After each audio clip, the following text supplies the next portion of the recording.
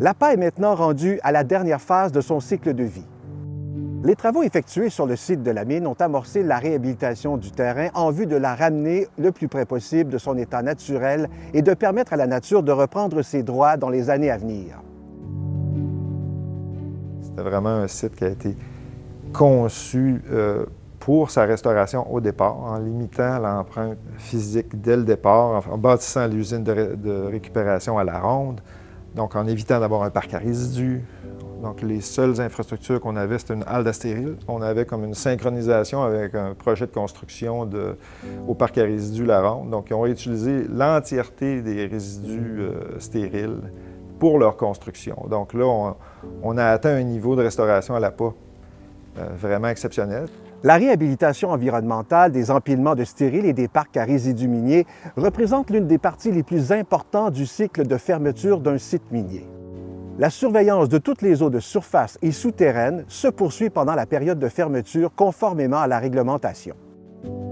Les seules infrastructures restantes de l'activité minière, ça va être le bouchon des 4 ouvertures de surface en béton. Donc ça, on est vraiment fiers de ça parce qu'on peut parler d'une empreinte plutôt minimale. On peut même penser à une rétrocession, à une autre utilisation future de cette propriété-là.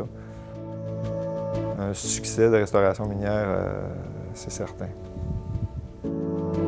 Donc, ça a permis d'avoir une mine avec une petite empreinte, facile à restaurer, puis qui devient aujourd'hui, et pour les années à venir, un modèle pour l'industrie minière. La fermeture de la mine Lapa a été un exemple de collaboration avec les employés, puis parce que, à ma connaissance, je pense qu'on est la seule mine à avoir fermé et avoir relocalisé tous nos employés. Au cours des 3 à 5 années qui suivront, les activités de post-restauration seront entreprises pour tester et surveiller les progrès de la revégétalisation et de la biodiversité, ainsi que tout impact sur la qualité des eaux de surface ou souterraines. La vie de la mine Lapa, petite mine au potentiel exceptionnel, se résume donc ainsi. Une exploitation de 2009 à 2018. Une première coulée d'or le 7 mai 2009. Une production de 872 000 onces d'or. Une teneur moyenne de 6 grammes d'or la tonne, la plus haute teneur orifère parmi les exploitations d'Agnico Eagle.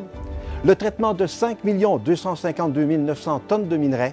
Un taux de production nominal de 1 500 à 2 000 tonnes par jour.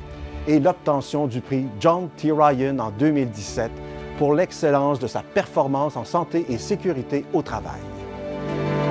L'approche de l'APA en matière d'exploitation minière, fondée sur le cycle de vie minier complet et une faible empreinte environnementale, demeure un modèle à suivre dans l'industrie d'aujourd'hui.